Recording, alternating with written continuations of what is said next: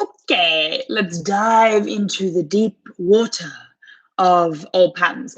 In this video, I mainly want to be sharing experiences and talking about the topic of old patterns, old behavioral patterns that we fall into, which we find comfort in. It's really the biggest villain of anybody whose focus is developing themselves and to going through growth cycles. Like, once you make that commitment, you also make the commitment to the consistent battle against the old version of you, the version that wants to remain the same. It's this battle between the fixed mindset and the growth mindset. So changing that relationship. And I want to share something very personal that happened to me this week. As some of you may know, if you follow me on Instagram, I post a lot on there, and Facebook as well, about what I'm doing, where I am. So I usually post if I'm in like a new city or something like this. And I'm back in my hometown. And I've shared many times on stage about my own experiences of trauma, which I've had many, and being an expert, I would say, at suppressing emotions. And this might be you as well. Like, I became an expert at suppression, emotional expression. I'm good at that too, but emotional suppression throughout my upbringing. And that came out with substance abuse. As I've shared before, it would just be like total outbursts because of the buildup of suppressed emotions. It's a buildup. It's like a bubbling, boiling pot, and then it all comes out in one night. You just can't contain it after a certain point. And that's when I really started my journey into understanding myself, how I am the way that I am, why I am the way that I am. I really started to question it. And I also had the pleasure of going through an amazing relationship. I've been in quite a few, but this particular one, I was very invested, very committed in this relationship, and I truly loved that person. So coming back, I started the whole journey of developing my coaching skills and going out there and not knowing what to expect. And that's when this journey really kicked off and started. And I realized how much I could help people and how much I could, start to understand myself through helping other people. So I just went all in, like full commitment, went all in. Hey guys. And, it's probably been just over a year now, year and a half, since this relationship that I had. And I came back to my hometown and came back to my hometown, and something happened this week, which was really powerful. Now, the old me would have suppressed and pretended like everything was fine. And to a certain degree, I can do that. I'm very, very good at doing that. I even coach people to do that because, for example, if there's something traumatic or emotionally triggering that's happening to you in your life, you can't just rock up to work, for example, bawling your eyes out and then not get the job done. I mean, that's just how I've been brought up. I'm not going to bring that energy into the workplace, right? Generally. Okay, there's like a once-off that it happens. Yeah, okay, that's happened to me before. But in general, I've always learned to put on a strong front, which obviously led to a lot of suppression. So, I've been really strong. I've been focused on many other things. So that means I've missed out on a part of processing grief or processing releasing somebody. So this could be someone that's died in your family. This could be a friendship breaking up. This could be a business partnership falling apart. It could be a number of things. So for me, what happened is it triggered a pain body. So pain bodies are like old. Look at this thing in the corner here. Anyone with OCD is going to be, what is that thing in the corner? Okay, so a pain body, it brings up old, dormant, suppressed emotions or unresolved emotions. And so in this case, I was at the gym and it was so weird. I mean, you never know what's going to happen or how you're going to respond. And it's really hard for me to share this. Like, this is very weird for me. So I'm like fighting it. You're witnessing live resistance, not wanting to do it. I'm on the bike, the cycling bike, and I felt really empowered because I joined a gym and really focusing on getting in there as much as I can and creating a really positive environment for myself. And so I'm on the bike, and then I saw someone from the past, someone that I recognized, and gosh, this is really difficult. So I saw someone that I knew through a mutual partnership with that guy that I was with, right?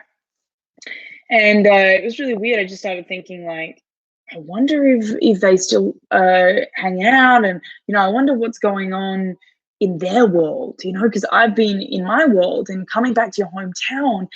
I'm not sure if you have this experience, but it's like going back in time, or it's like being reminded, like, whoa, this reality kept going even while you were somewhere else. And you've got family here, which also pulls you back into the past, into old patterns, in old behaviors. I mean, I'm running around the house, with my dad, and we're cracking jokes and we're reminiscing and we're having fun. But it brings up old patterns. It brings up old behavioral things. And I'm sure that a lot of people during the holidays are going to experience that. And I say to my clients, I'm like, be prepared, because it's very confronting. It's also amazing, but it's also confronting, and there's a lot to learn from spending that time with the family. So look at me. I'm so good at avoiding what I was really sharing. So at the gym, and I see this person from the past that I only knew through that boyfriend.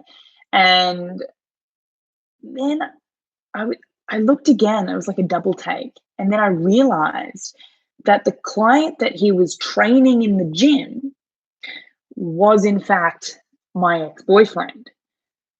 And I don't know if any of you have come face to face with somebody you haven't seen in, I mean, months, like nearly a year, right?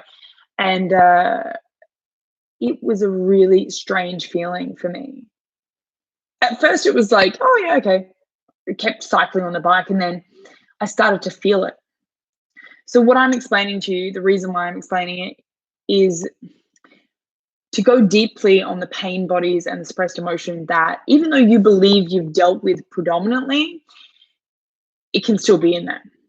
Yeah, and I'm not embarrassed or ashamed. I'm a coach. I motivate and help people through stuff just like this. So me sharing this, I hope really helps you not only relate and understand the situation that you're in, or situations that you've been in more, but also show you that there's a way to deal with it. There's a process of letting the emotions out, accepting them and letting them go, releasing them, okay?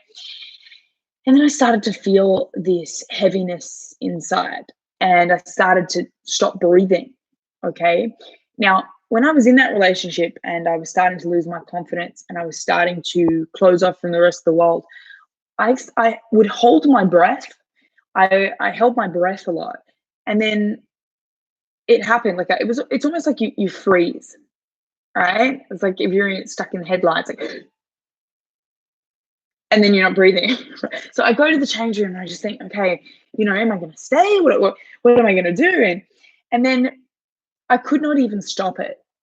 And I've seen this happen multiple times in workshops that I've run with my clients, where they're not sad. Like, you're not sad, but tears come out. Tears come out. And you're like, where the hell did that come from? Right? Because we are so strong generally, and I find a lot of people in the self-development industry, I mean, you got to put on a brave face.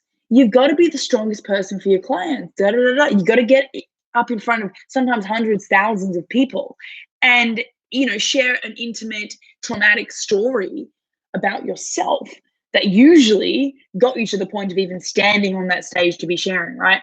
And to actually be confronted with that again after being busy focusing on other people was really powerful. And I couldn't control it. So I was like, I got to get out of here. Now, instead of suppressing it, which would be the old move, and I would have stayed in the gym or would have done my thing, I let it come out. So I left the gym.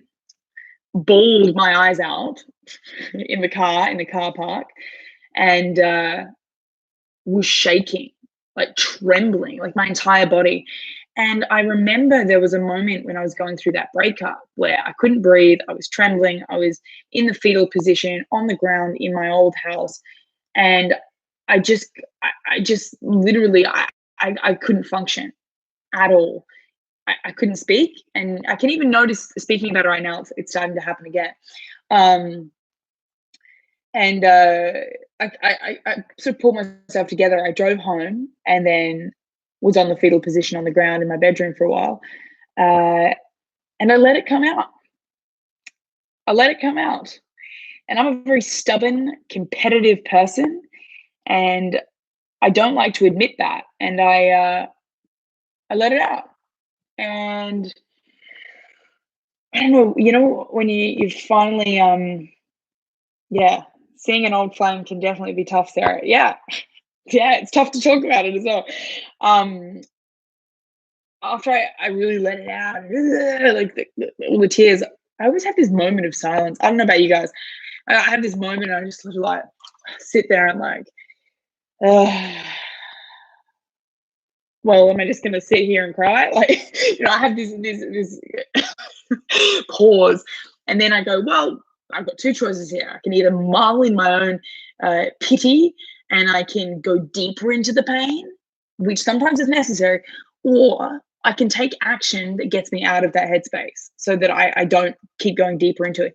So that's when I made the decision. And you might have seen me on Instagram. I went and played tennis with my dad, and it was a distraction, and also it turned out to be a really amazing bonding thing, because I've been staying with my dad, and we sort of do our own thing, so it was a way to actually connect too. So it turned into something positive, and it also reminded me that there's more to be processed there, and I shouldn't be ashamed of that, but if anything, I should focus on that, and I should forgive more. There must be a part of me that has not forgiven that situation.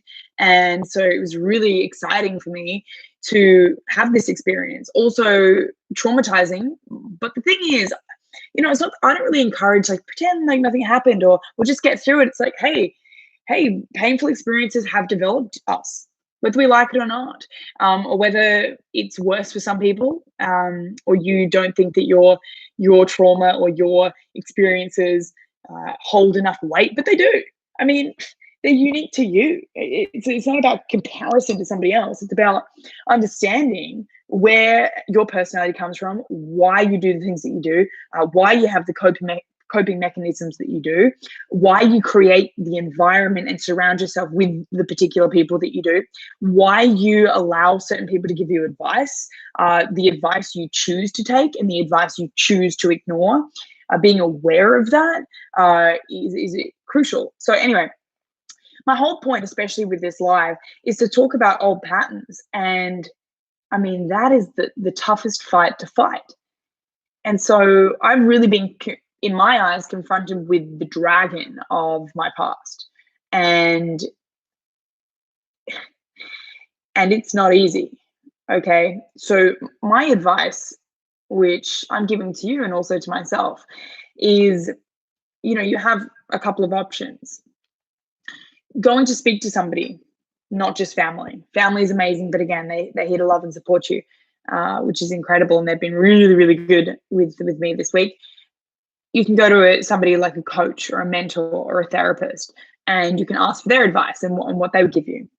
And then the third option is you feel into it and you reflect on why you're feeling it and where that is really coming from and why you're allowing it to have power in your life and in your decision making. Okay, because it really affects your decision making. What are you going to do now that happened, now that you're feeling that? Because I find that there's this battle where I think, oh, that defines me. Oh, I must still be that person because what it made me feel. And I had this conversation with my girlfriend the other day, about, because she's going through a breakup as well, is that person has so much power over you because they were the person that you loved and you cared innately about their opinion of you. Like, we generally will modify ourselves, our characteristics, and our decisions in life to please the ones that we love and respect the most, which is generally our parents. If you have someone that's a loved one in your life, it's generally the loved one. And so to have that person manipulate you emotionally to go through pain and trauma and uh, negative feedback can completely cripple you. That's why a lot of people do struggle to break off from, violent relationships, both men and women, is because a part of them have, one can't break off from somebody who they care about their opinion so much of, and they start to believe it. They start to believe what that person is saying. I can't do, maybe I'm not that confident. For me, I lost my voice. Maybe I can't do that. Maybe I shouldn't do that. Maybe I should just get a normal job and not go for my big dreams. Maybe I'm really like, I'm not that beautiful. I'm not that attractive. Maybe someone else should do it. I should just help people and stay in the background, and I just lost my voice. I stopped sharing. And I've said this before in a video, I just went really quiet, and it was really, really crippling for me. And when I came out of it, I suddenly like boom, like outburst of rediscovering myself, which is one of the most exciting parts about going through breakups. And you can rebuild yourself, reconstruct yourself. But it doesn't mean that it's not there. It doesn't mean that it's not there. And you've got to reflect on it. And that's what I'm doing, and not make sense of it. It's not about sense, it's just being aware of it and choosing the powerful move. It's about making the choice to still be powerful in your decisions. And that's what I'm learning at the moment. Instead of allowing myself to go back into that state of mind that I was in, and letting every single reminder in this city that I'm in remind me of that, I'm acknowledging it and still making decisions which are helping my growth and my recovery in a way to rebuild. And I think it's something that I find very, very important to do, because otherwise you lose your power and you let them make the decisions for you. Just reading something, everything you say is gold. Thank you. Self-reflection and choosing your path. Yeah. And I love anybody I meet that is also working on themselves, and all the clients that I get to work with, because this is an everyday battle. And I'm not saying it like in a very like self-development, like oody doody, just be amazing and be your best self. But really, you got to fight this, and it's repetition. Like, you'll hear about when you build a habit, for example, and I talk about this a lot. When you build a habit, it's the combination of the repetition and creating the discipline. All right. So you've got to push through resistance. When it comes to dealing with the past, with dealing with old patterns, with not falling back, it's the same thing. It's repetition. There's going to be reminders of your past all the time. And especially if you've traveled and then you come back to a city. I mean, everything reminds you of that. And so it's really one of the greatest tests that you can do for yourself, is go back to your hometown if you have left, or see an ex-partner, and then see how you respond, see how you feel, see, whoa, have you just been coasting and not fully allowed all of that to come out of you? Because the thought that there's a lot still in there, that makes me feel unsettled, and I want to allow that to be released, because that gives me more confidence, gives me more power, allows me to coach better. And that's what I want to do, because I know the more that I develop that ability, the more I impact the world. And really, if I can just impact one person, I'm happy, right? Like, if something I say can help another person, I'm like, yeah, I've had a great day. I've had a great year. Like, that's my goal. Uh, would you rather be a mermaid or a dragon? Oh my God, I love it. I love it. I love it. It's one of the questions that I ask, or like I get a lot of my clients to ask, like these ultimatum questions. If you go out, it really just breaks up the heaviness of socializing. It's really good. What is our story that we tell ourselves of who we are and what we're capable of? Yeah, and I feel, okay, that on average, a person does not see their potential like somebody else does. So, what I mean by that is we are self critical, judgmental of ourselves. We don't see how incredible we are until later on. For example, like if you take a video of yourself or you're a content creator, you take a video or a photo even, and you look at it and you go, oh, it's not very good. Then you look back on it in a month. You go, wow, that's a great photo. I do this all the time. Well, that's a great video. Or whoa, like that's actually pretty good. I do that all the time.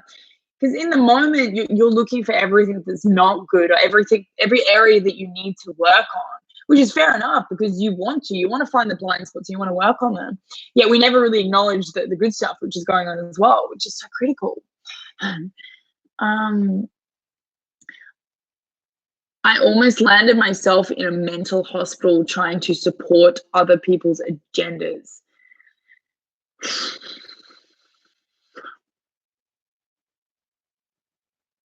That's crazy. That's crazy. Yeah, that can drive you insane, Andy, like legitimately. And I mean, I don't know the details of what happened for you, but people do that.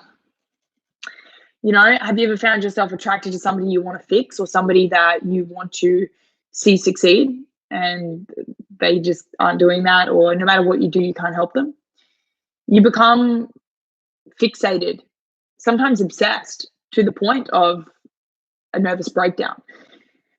And I've definitely felt myself beginning to go down that path. And it's pretty brave of you to share that, Andy. So it's like, you know, I think there's another part to that is not only giving all of your time, giving all your energy to try to fix somebody to the point of going psycho, right? Going mentally not okay, off the rail tracks, the train tracks, off the train tracks. But you also are avoiding something. What are you avoiding, Andy? Right? What are you avoiding? That's the question. Because you're deciding to put all of your energy and focus onto somebody else. What are you avoiding in yourself? Why aren't you putting that attention that you're able to do with somebody else into your own goals, into your own potential?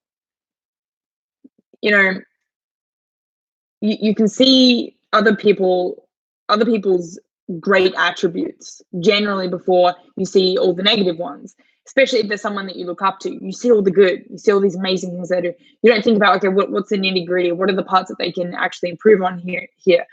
And so you've got to put the mirror up to yourself and go, what are all the things that I am trying to help this person with? And then reflect it back to yourself and go, hey, is there any similarities in the advice that I'm giving another person that I actually could take on board? Maybe I'm telling this advice and I'm attempting to help this person because there's a part of me that needs to hear that. So what is it that you are running away from potentially?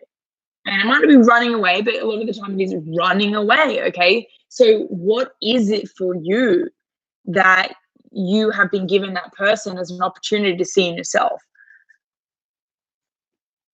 Yeah, Andy is a people pleaser. Andy, more self-love will fix this.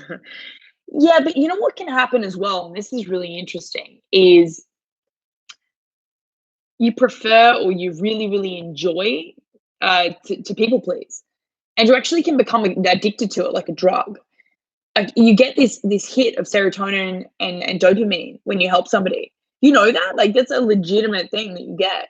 You know, if you do like a random act of kindness, see how you feel. Like you generally feel pretty good, right? You're like, I just helped somebody and I'm not expecting anything in return.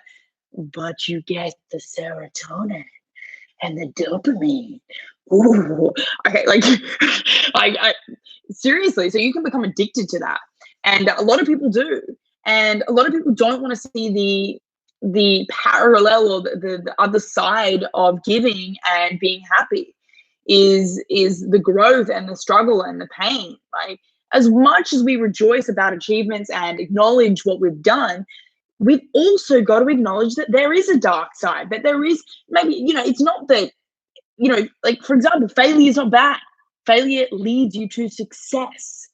So failure really isn't dark or bad, yet we paint it that way and we say, oh, are you okay? Oh, that must be horrible. Your business went under. Oh, you broke up. Blah, blah, blah. Okay. We pity it and we paint it as this bad thing, which, because it makes us feel bad, we deem it that way, right? But that's what leads us to the other side, to the success, to the feeling of happiness, to the confidence, the increasing confidence that you get, the charisma. It leads us there. So if you don't acknowledge the dark side, then frankly, I don't really see you really genuinely getting the happiness out of life.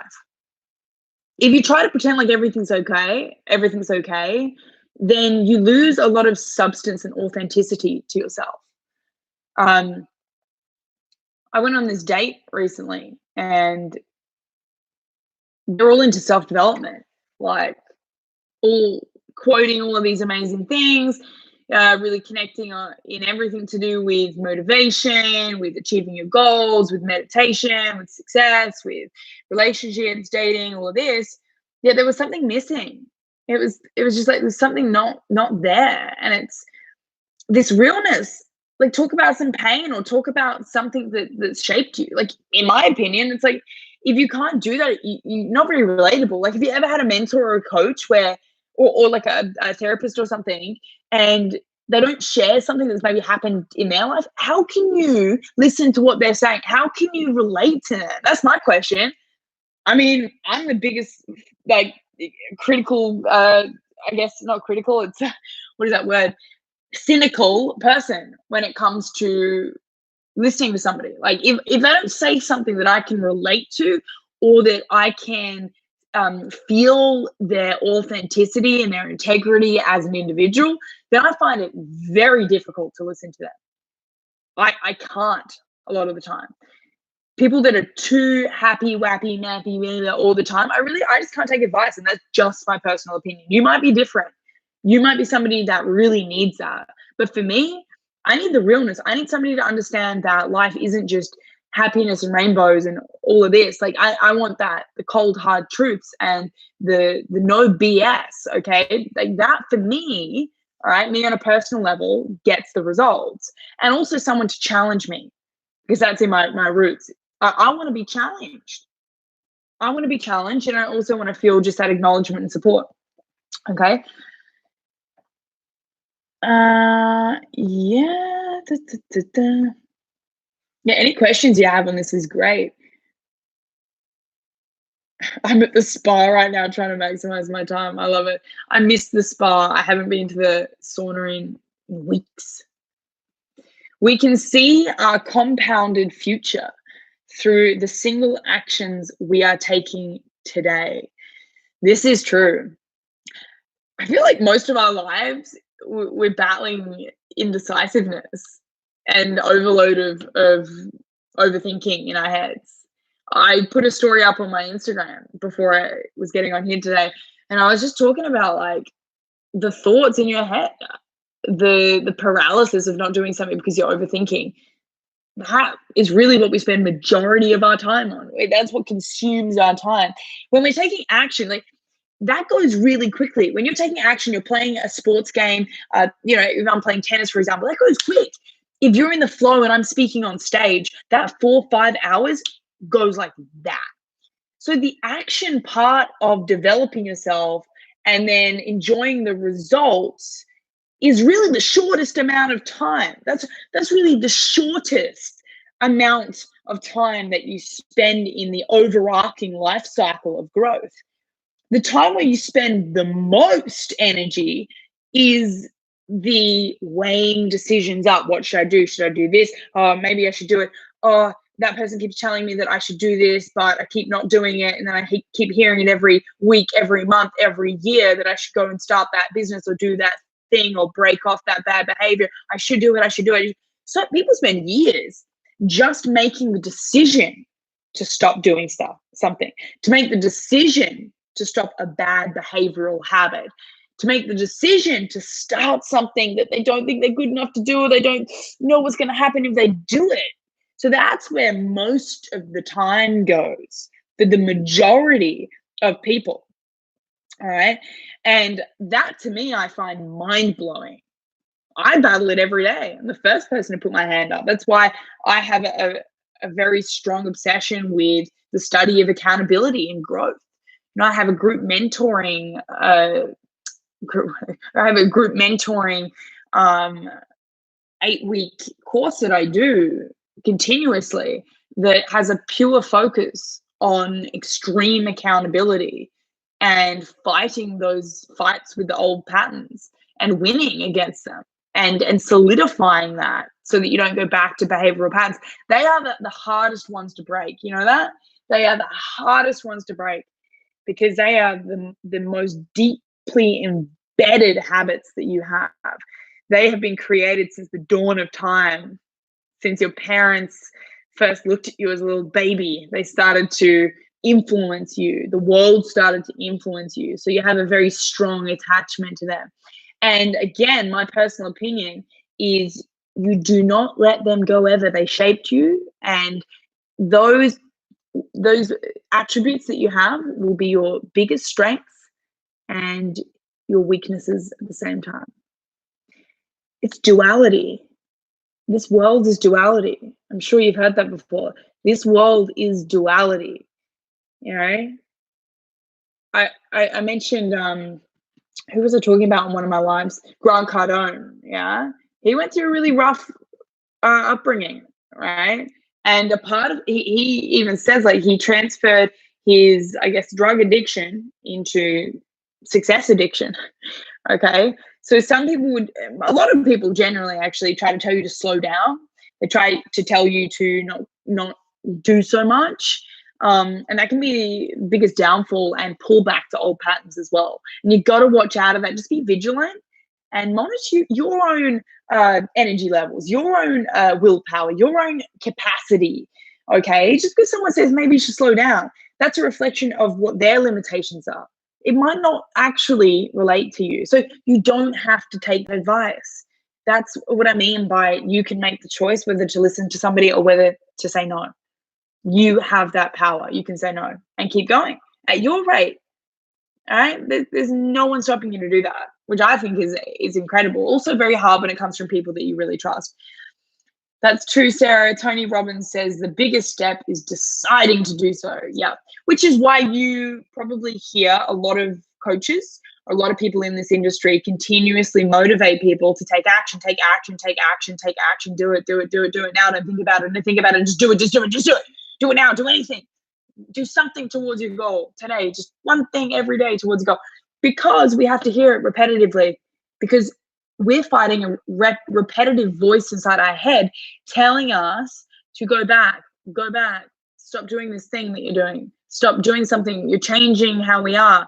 Why would you change something that's been working for us for years? We've been protecting you with these behaviors. Stop changing us. So, the security alert system in your body, in your brain starts going. So this big red like siren and light just flashing in your head saying, what the hell are you doing?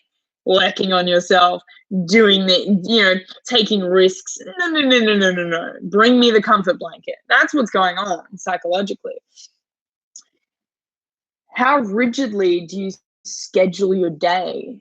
I don't think it's not rigid. I have at the moment, because I'm not on tour, not touring around, it's not super rigid.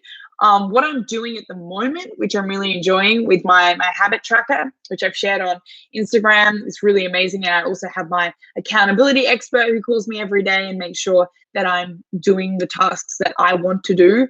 Yet if my smart brain can, I find ways out. Maybe I'm tired, maybe I don't want to. And, I have to fight that every day. So my schedule at the moment is I'll get up, I will either read, have a coffee, and then I'll work. So I'll either work for the first hour and then I will go to the gym. If I have jobs on, so this week I've had like TV commercials. Today I had which is why my makeup is done, I had a collaboration with a makeup artist, and so we shot some content. So it'll vary depending. And then I generally try to do some relax time. Like if I know I've smashed out what I wanted to, then I give myself a reward, which might be watching something on Netflix, or it might be listening to something or music, or just like, relaxing back. I also have meditation in there, but I'm not like super rigid. I would say the main things that I do every single day is make my bed. Right? That's like something which is very embedded into me. And that gives me that sense of comfort because it's something I do every day. And then definitely exercise, doing that every day. So there's certain things that I want to just be second nature to me because they make me feel good.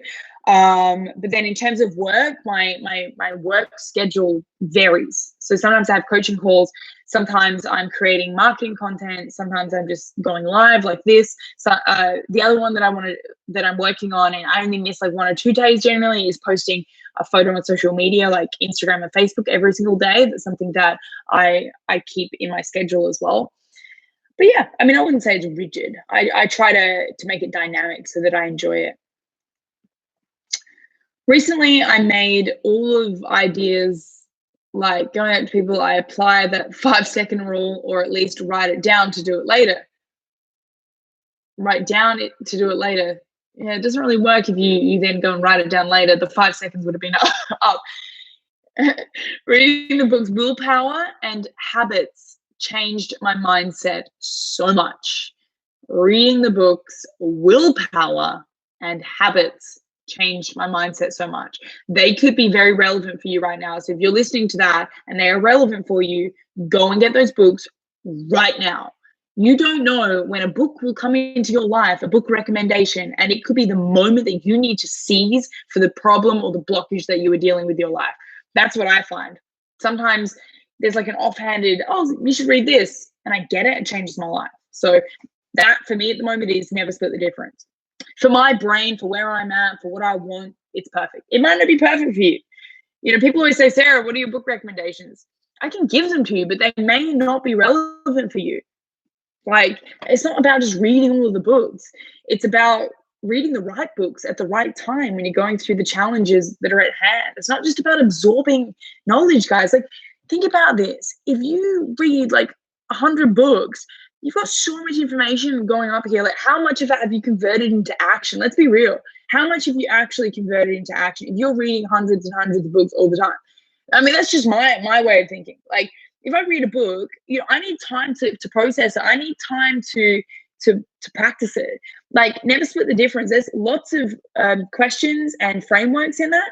If I just read the book and then jump to the next one straight away, like, I'm not going to actually learn what's important. If I'm at a cocktail fucking party, if I'm at a cocktail party, I can talk about the book and what's in the book and seem like a very intelligent person who has read some intellectual writings from an ex-FBI agent on his expertise in negotiation. How much am I actually applying in my life? I mean, that's what I care about. I don't know about you, but I would rather integrate and actually see results. I don't just want to be a knowledge whore that just like has all of this information, yet I don't have anything to show for it. Like, it's just not me. Like, I would prefer to be a slow reader, read it over and over again, or highlight the parts which are relevant for me, and then if I need to, if it's I'll go back to it and I'll reread a book. So don't just read books for the sake of it. Read them for a reason. Like, really concentrate and be excited about. Sarah, you're one of the few girls to look so beautiful without mascara as with it. Rare. Well, my dad doesn't think so. He says I have evil eyes. Every time I have a modeling shoot, or I come home and I've got like, cause I can't do this. Like, I cannot do this, like, this is a makeup artist. And my dad's always like, who are you? You don't look like you. Who are you? You've got evil eyes. Like, it's hilarious. Like, go into my Instagram and watch the story. He won't even let me record him. He's like, stop it. But he's always like, who are you? And to be honest, sometimes, I look at myself with amazing makeup and I'm like, wow, like, that's not me. It's a really weird feeling. I'm going to jump off here in just a couple of minutes. So if you do have a question, post it, or I'd love to hear your comments. Make sure you comment. And to be honest, it was really tough for me if you were here at the beginning of this live. I did find it really hard to talk about that. I find it really sensitive. So if you have a story, I mean, I would love to hear from you. If it's not too sensitive, please leave it in the comments and let it out. Really just letting it out is really important. Thanks for contributing to my path, Sarah. Thank you for being a part of it. Yep, facing those inner demons is hard or challenging. Old trauma is not a joke. Yep, I'm totally with you on that. Totally with you on that. Coasting equals death. My goodness. Variety can get a person out of a rut. For example, traveling to a different city to get refreshed. Yeah, and that's exactly what I did. Like, if I didn't leave here when I did, I would have fallen very deeply into depression and more anxiety. I had really bad anxiety. So traveling and going away really helped me develop my skills. Like, I can't even imagine. And I've been able to help thousands of people. Like, that to me still hasn't sunk in, that I've been able to do that. That small voice within me is like, what? And I'm still continuing it. It's incredible. More information and failure. Yeah. I would like to do more, like talk about failure more, because it's terrifying. And it's really something we should build a better relationship with.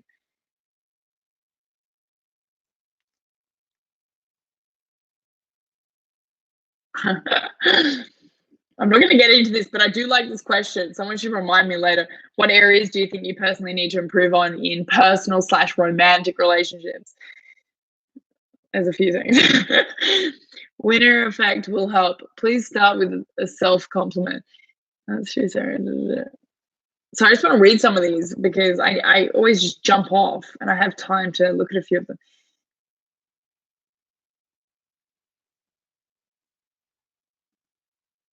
Would love to hear more about your 8-week program and where to get the details. Best thing to do, look, I'm super active on Instagram. So if you do want to know more details, just send me a direct message. I personally respond to every single like direct message that I get on Instagram. So if you are serious about knowing about that, I mean, it's not for the lighthearted. Like, you've got to be committed. Like, I've personally kicked a couple of people out of that program because if you have they're not bad people, but if they're not committed and they're not following it, there's nothing I can do for people like that. Like, you got to be ready. You realize that you're the one that does it. I'm the one that gets you to do it. It's as simple as that. You're the one that knows there's a problem. You have to be open for the coaching, and you've got to be ready to jump in the deep end, because that's what I'd expect from a mentor. And so that's what I'm going to give to people that are in that program. And if you're not going to commit to that, then hey, you're not ready for it. Come back when you're ready. So if you're ready and you're committed, I would say that, and you've actually got money to invest in yourself, you've got to invest in yourself, right? And give yourself the opportunity. You deserve it. And I'll tell you this, and I've shared this a few times, it's about, like, half the process is even finding the finances to invest in yourself. You know how empowering that is, to actually spend money on like a program that deals with your development. To me, it's really empowering. Like, when I do that, I just bought two programs, which a couple of $1,000, and it's always scary when you let go of that money, and then you really dedicate and commit, and you get it back tenfold. So if you're ready, what I would say is go onto Instagram right now and just send me a direct message. Be like, hey, Sarah, I was on your live. And because you're on my live, I would be more than happy, if you're eligible and we're the right fit, I would get on a call with you personally. So just remind me and mention that when you DM me on Instagram, and I would be more than happy. I actually only have one more 8-week block with the company. So if you want to be a part of that, that is January, February. And that's the last one, the last 8-week program that you'll be able to do with that particular company. So I would jump on it. It's amazing. We have a really incredible accountability expert in the program. It takes you through actually creating your entire structure for your habits. It sets out what your blind spots are. You actually get a personal call. Like we speak one-on-one every single week. Like we have a 10-minute call. So it's not for people that aren't really ready to commit. So don't DM me if that's not you. You know, it's not that I'm not interested in your journey. It's just like for that particular thing, I want you to be ready because I'm excited to push you. Like I get so fired up when I have those calls, when I have the group calls. It's like, you know, it's a really good space, a really good energy, a really good incubator. I'm all about, you know, growth incubators. Like I like to go into businesses, for example, or companies to grow, to expand. I like to go into a new relationship to grow, to expand. And that's how my brain works. So if you resonate with me, then 100% do it. If not, hey, it's probably not for you. Anyway, I'm going to jump off and thank you guys so much.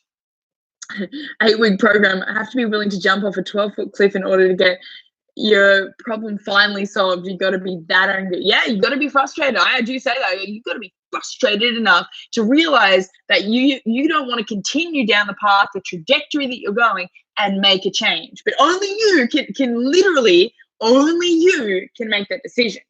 Honestly, like no amount of motivational speaking can get you to do that. You make that decision. And that's the amazing thing, and also one of the toughest things, to first jump over that hurdle of committing to something. All right. Anyway, thank you so much, guys. I'll see you soon, and I'll be putting new content out, and I'll be doing a live on Instagram this week. So make sure you jump on there. And I'm going to be doing more cross collaborations because I love doing them, and I find just even hearing someone's conversation with somebody else is super beneficial. Just hearing those words. So thank you again. I really appreciate you all, and I'll see you next time. Bye.